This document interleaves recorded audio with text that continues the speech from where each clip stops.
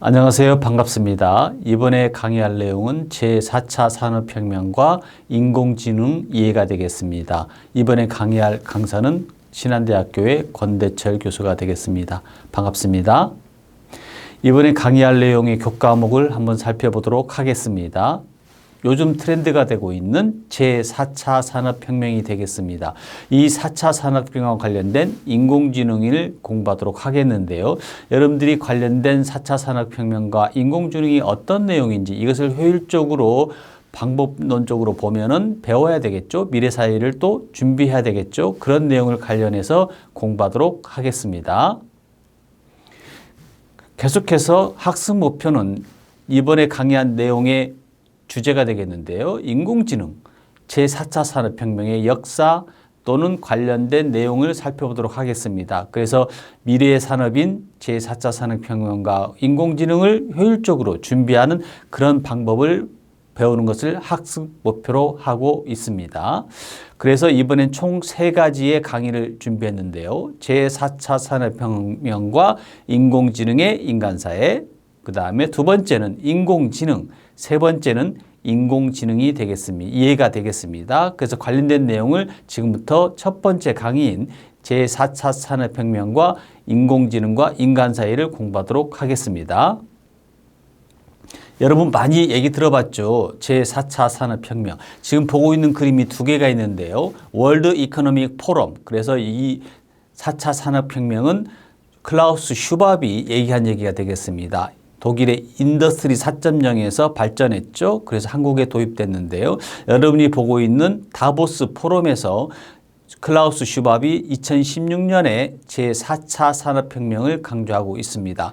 여러분 지도에서 보시면 스위스의 수도가 베른이 되겠고요. 가운데 빨간색으로 되어 있죠. 그 다음에 제네바, 쥐리 큰 도시가 되겠고요.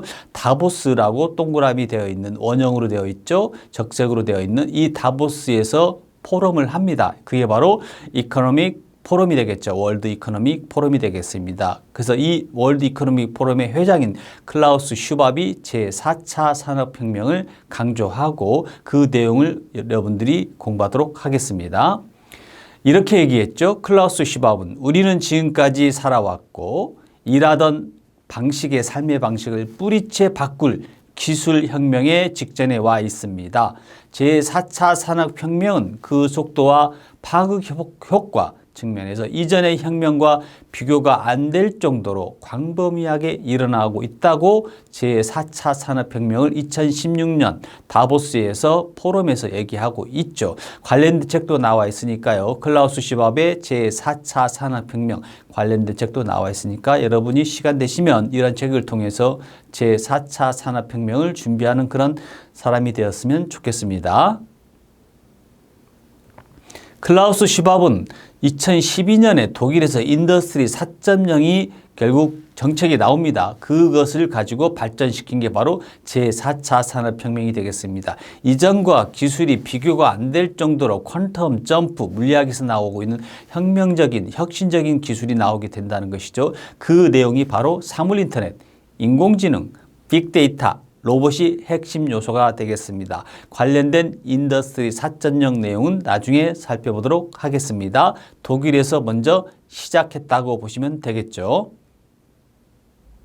제4차 산업혁명은 독일 정부의 교육연구부, 그 다음에 경제에너지부에서 나온 국가전략 이니셔티브가 되겠습니다. 이러한 모델들이 제품, 가치 또는 비즈니스 모델이 되겠는데요. 결국 디지털 제조로 혁신적으로 발전시키는 것이죠. 원래 독일은 제조업이 발달되어 있죠. 이 제조업을 디지털 제조로 바꾸는 그런 혁신적인 방법이 되겠죠. 이게 바로 인더스트리 4.0이 되겠고요. 연구, 산업, 그 다음에 파트너 네트워킹을 표준화를 통해서 디지털화 시킨다는 것을 목표로 삼고 있죠. 이것이 바로 인더스트리 4.0이 되겠습니다.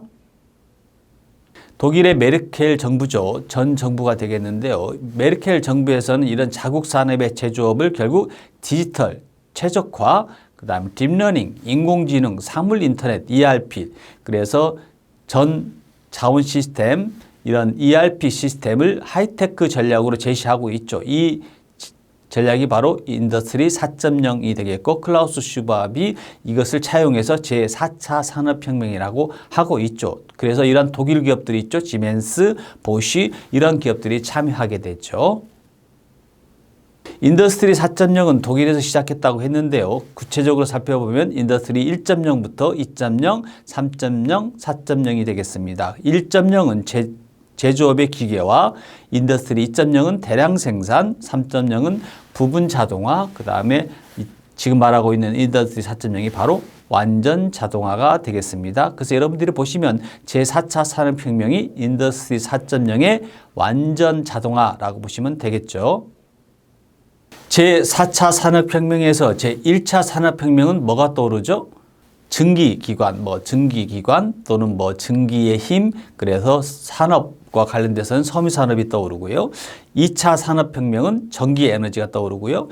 제3차 산업혁명은 정보기술, 에너지, 인터넷 이런 것이 떠오르고요. 제4차 산업혁명은 지금 말하고 있는 사물인터넷, 인공지능 이런 것이 떠오르죠. 그래서 관련된 내용 기술이 인공지능이 가장 대표적인 기술이 되겠는데요. 이러한 인공지능 기술을 살펴보도록 하겠습니다.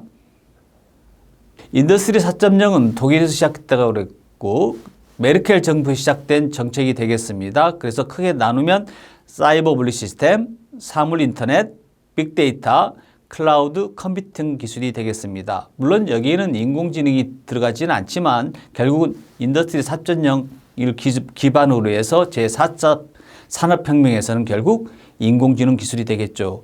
하나하나 살펴보도록 하겠습니다.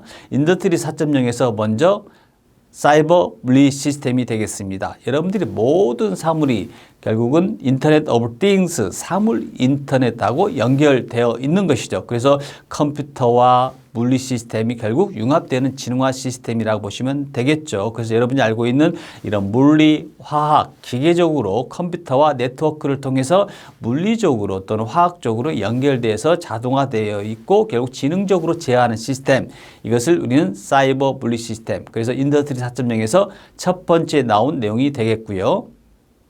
두 번째를 살펴보도록 하겠습니다. 사물 인터넷이 되겠죠. 여러분들이 지금 집에서 인터넷을 통해서 에어컨 또는 컴퓨터 또는 냉장고를 제어할 수가 있죠. 이런 것들이 결국 주변 사물을 제어하는 기술, 유기적으로 정보를 공유하면서 네트워크로 기술 환경으로 적용하는 기술이 되겠죠. 이것을 사물 인터넷이라고 보시면 되겠습니다. 그래서 이러한 사물 인터넷이 현재 여러분 생활에 쓰이고 있고 적용되고 있는 기술이라고 보시면 되겠습니다.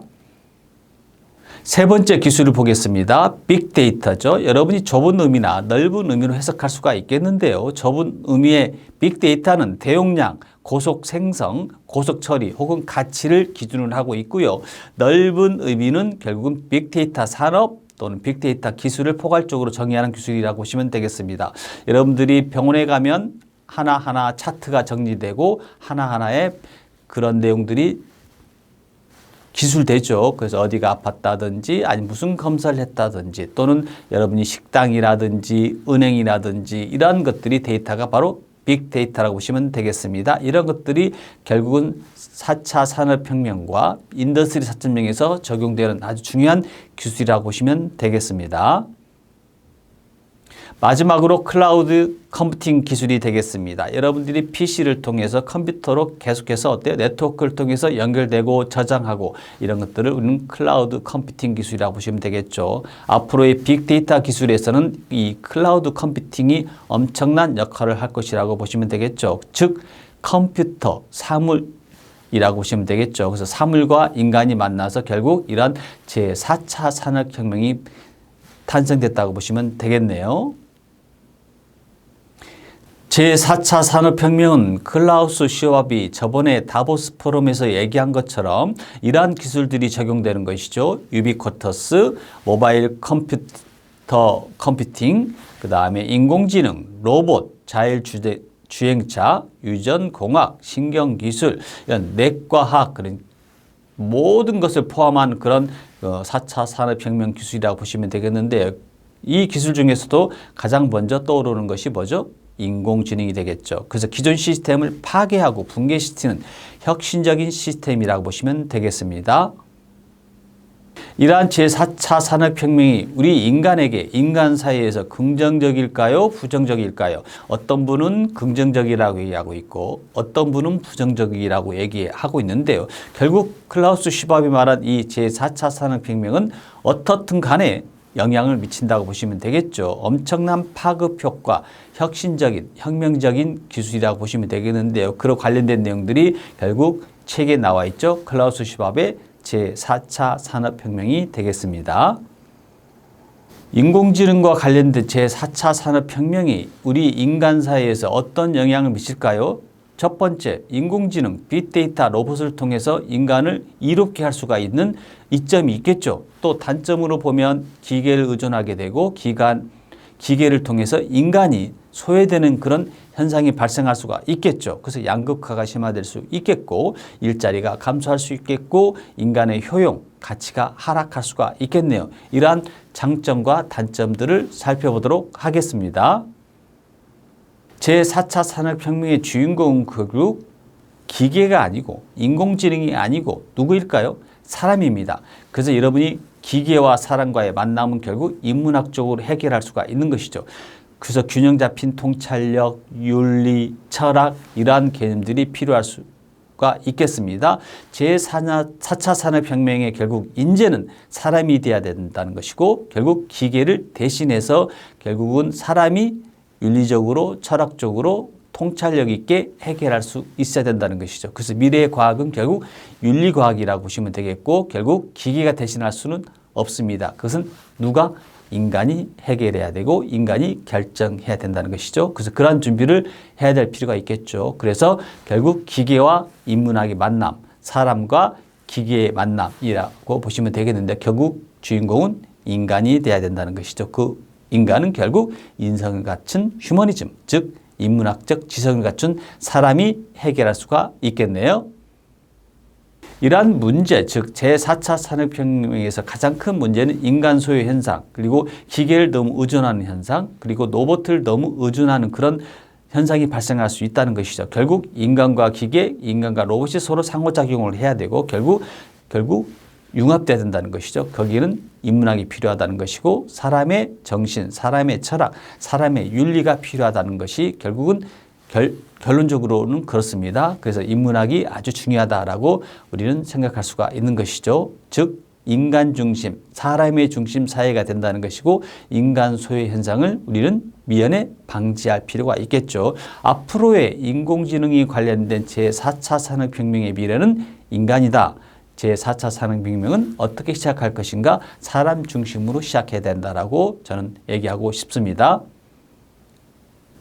제4차 산업혁명은 이전에 얘기한 것처럼 사람 중심이어야 된다는 것이고 사람이 결국은 모든 것을 통찰력 있게 결정해야 된다는 것입니다. 앞으로 좋은 삶, 굿 라이프는 결국은 인간과 기계의 만남에서 여러분이 알고 있는 사물인터넷, 인공지능 여러 것들이 결국 슈퍼 인텔리전스가 나오게 될 텐데요. 결국 이런 것들이 결국은 인간이 중심이어야 되고 인간이 결국은 이런 모든 문제를 해결해야 된다는 겁니다. 기계에 의존하는 그런 사회는 결국 미래의 불확실한 미래라고 얘기할 수가 있겠죠. 그래서 과학기술이 발전하게 되면 이런 것들이 결국은 인간이 모든 것을 해결할 수 있는 통찰력이 있는 그런 인문학 중심의 사회가 돼야 된다라고 설명할 수가 있겠습니다. 비관론과 또는 낙관론을 살펴보도록 하겠습니다. 제4차 산업혁명에서 사물인터넷 또는 인공지능, 데이터 마이닝, 딥러닝 이런 많은 기술들이 나오게 되면서 비관론이죠. 로봇에 너무 의존하는 것이죠. 그래서 인간이 결국 소외되는 그런 현상이 나타나는 것이고 일자리가 감소하는 것이고 또는 불평등이 심화된다는 것이죠.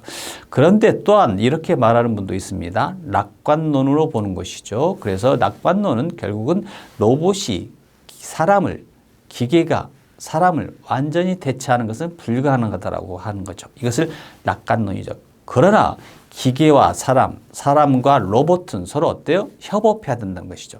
공존해야 된다는 겁니다. 그래서 미국은 국가 로봇 이니셔티브에 출범시켰습니다. 그래서 인간과 기계의 만남, 그 다음에 기계와 로봇의 만남이 협업 공존이 가능해야 된다는 것이죠. 서비스, 물류, 생산, 의료, 교통, 보안 이런 모든 곳에서 로봇과 인간, 기계와 인간이 협업한 그런 로봇이나 기계를 개발해야 된다라고 할 수가 있겠습니다. 그래서 공존한 사회가 필요하죠. 인공지능은 이렇게 얘기할 수가 있겠네요. 인간의 학습 능력, 추론 능력, 지각 능력을 인공적으로 컴퓨터가 구현하는 겁니다. 과학의 한 분야라고 보시면 되겠고, 여러분이 동물이 갖고 있는, 인간이 갖고 있는 지능하고는 다른 개념이 되겠습니다. 이러한 인공지능 사이에서는 결국 윤리 기준이 필요하고 기계가 사람을 대신할 수가 없겠습니다. 인공지능을 과학기술정보통신부에서는 이렇게 얘기하고 있네요. 인공지능은 인간의 지적 능력을 컴퓨터로 구현하는 과학기술이죠. 상황을 인지하고 이성적, 논리적 판단, 행동해야 됩니다. 그런데 이러한 문제들이 로봇이나 인공지능이 해결할 수 없는 문제가 대두될 때는 인간이 통찰력 있게 윤리적인 철학적인 관점에서 결정해야 되겠죠. 감성적이고 창의적인 기능까지 이 문제에서는 아직까지는 창의적이거나 감성적인 문제에서는 인간을 따라올 수는 없죠. 그래서 이러한 과학기술정보통신부에서 인공지능을 이렇게 정의하고 있습니다. 이러한 인공지능은 결국은 앞으로의 지능을 갖고 있는 사회에서 필요하죠. 컴퓨터 시스템이라고 보시면 되겠습니다. 과학기술 분야의 한 분야라고 보시면 되겠고, 여러분이 알고 있는 여러 가지의 인공지능과 관련된 현재와 미래 또는 컴퓨터 프로그래밍 오렌지라든지 이런 것들이 많이 나와 있습니다. 여러분이 주위에서 보시면 인공지능을 적용한 챗봇 또는 인터넷에서 관련된 내용 또는 보안, 은행 이런 것들이 결국 인공지능이죠. 또한 번역 이런 것들도 인공지능 구현한 사회에서는 많이 볼 수 있는 그런 과학기술 분야라고 보시면 되겠습니다. 여러분이 지금 보고 있는 오렌지 데이터 마이닝이라고 하나의 인터넷 주소를 보고 있는데요. 나중에 들어가서 보시면 프리웨어 버전이 되겠습니다. 인공지능을 활용한 여러 가지의 적용 기술을 여러분이 컴퓨터를 소프트웨어를 통해서 구현할 수가 있겠어요. 그래서 오렌지 데이터 마이닝 3.34 버전을 보고 있고요. 들어가셔서 다운받아서 이런 프로그램을 활용할 수 있으면 참 좋겠네요. 자, 인공지능과 관련돼서 가장 떠오르는 사람이 튜링입니다. 그래서 앨런 튜링이라는 사람이 떠오르는데요. 1950년대 시절에는 영국에서는 동성애가 범죄했습니다. 그래서 안타깝게 돌아가신 분인데요. 그래서 인공지능의 아버지 하면 튜링이 떠오르고요. 그래서 이분이 인간과 기계가 얼마나 가깝느냐를 테스트하는 것을 튜링 테스트라고 하죠. 그래서 이런 튜링 테스트는 인공지능에 대한 심도 있는 철학적 제안이라고 할 수가 있겠는데요. 그런 튜링 테스트를 제안한 앨런 튜링에 대해서 살펴보도록 하겠습니다. 자, 인공지능과 관련해서 이 튜링 테스트는 기계와 인간이 얼마나 인간과 닮아 있느냐를 테스트하는 겁니다. 왜 그랬냐면 앨런 튜링이 컴퓨터도 인간처럼 생각할 수 있다고 논문을 쓰고 발표를 했거든요. 그래서 인공지능의 아버지라고 하는 것이죠. 그래서 인간의 지능을 모방해서 작업을 수행하고 수집된 정보를 토대로 해서 반복적으로 개선할 수 있는 그런 시스템인데요. 결국 컴퓨터죠. 컴퓨터가 얼마나 인간과 닮아 있느냐라고 앨런 튜링이 테스트한 게 바로 우리는 튜링 테스트라고 할 수가 있겠죠. 여러분들이 주위에서도 많이 듣게 되는 것이고 또는 영화 이미테이션 게임이라는 영화에서도 나와 있고 앨런 튜링에 대해서도 많이 뒤에서 들어보셨을 겁니다. 그래서 이 앨런 매시슨 튜링이 워낙 위대한 과학자고 수학자고 또는 암호학자고 논리학자고 컴퓨터 과학자거든요. 안타깝게 돌아가셨지만 이분의 업적을 기념하기 위해서 튜링상을 제정했고 컴퓨터의 과학의 아버지라고 보시면 되겠습니다. 지금 보고 있는 것이 바로 튜링상의 그런 트로피가 되겠네요. 그래서 초보적인 컴퓨터도 논리적으로 문제를 처리할 수 있다라고 주장을 하죠. 그래서 이분이 나온 영화 이름이 이미테이션 게임이 되겠습니다. 이분이 참 안타깝게 돌아가셨는데요. 나중에 2013년에 결국 사면을 하고 무죄 판결을 내리죠. 제목은 동성애였습니다. 보시면 이렇게 영국의 집회에서도 앨런 튜링이 초상화가 나와 있네요. 보시면 사면장이 되겠고요. 지금은 돌아가셨지만 엘리자베스 2세 여왕이 사면령을 내리죠. 영화 한 편 소개하도록 하겠습니다. 앨런 튜닝이 주인공으로 나온 이미테이션 게임이 되겠습니다.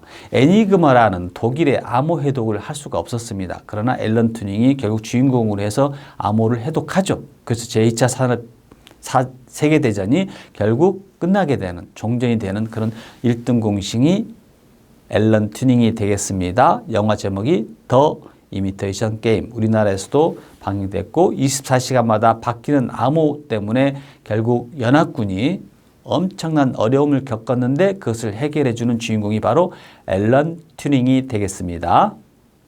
그래서 그 독일의 암호가 바로 애니그마죠. 그 애니그마를 앨런 튜닝이 결국 복잡하고 특별한 기계를 만들어서 그것을 해결합니다. 그래서 결국 승리로 이끌 수가 있겠죠. 전쟁의 승리를 이끌어낼 수 있었습니다. 그래서 암호 해독팀이 그런 해결해 주는 과정을 보여주는 영화 더 이미테이션 게임. 그래서 앨런 튜닝을 생각하시고 그다음에 인공지능 또는 튜닝 테스트도 생각해 보는 그런 기회가 되었으면 좋겠네요. 이번에는 인공지능과 인간 사이에서 살펴보도록 하겠습니다. 이전에 얘기한 것처럼 인공지능은 컴퓨터입니다. 인공은 기계와의 만남, 로봇과 기계와의 만남이죠. 서로 상호 공존해야 된다고 얘기했는데요. 인간은 상호작용을 하면서 살아가죠. 또는 인간은 또 의존적 존재거든요. 그래서 우리가 인간관계로서 보면 사람을 의존하게 되고 컴퓨터를 의존하게 되고 상호작용을 할 수밖에 없다는 것이죠. 그게 바로 인간사회라고 보시면 되겠습니다. 이러한 인간사회에서 결국 인공지능이 우리에게 유리할까요? 불리할까요? 한국 리서치에서 여론조사를 한 게 있습니다. 한번 살펴보도록 하겠습니다. 제목은 인공지능이 우리 사회에 미치는 영향과 직업별 역할 수행에 대해서 한번 살펴보도록 하겠습니다. 이 자료를 나중에 한번 홈페이지에 접속해서 한번 보시면 좋겠는데요. 자, 여론조사에서 우리가 인공지능이 우리에게 어떤 영향을 미칠까요? 대체적으로 긍정적입니다. 뭐라고 하냐면 개인의 삶과 우리 사이에 긍정적 영향을 미칠 것이라고 하는 것이 바로 80%를 넘었습니다. 우리가 인공지능이 되게 우호적이네요. 미래 사회를 긍정적으로 보고 있다는 설문조사 결과가 되겠습니다.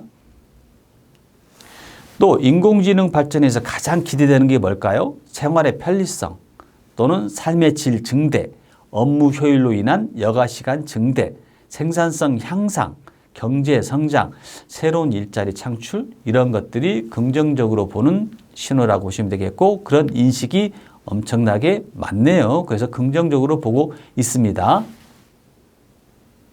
그러면 인공지능이 적용되는 분야가 주로 어디일까요? 그랬더니 주로 의료, 복지, 그 다음에 이렇게 육체적인 그런 내용들에서 삶의 질을 향상시킬 수 있다라고 보고 있습니다.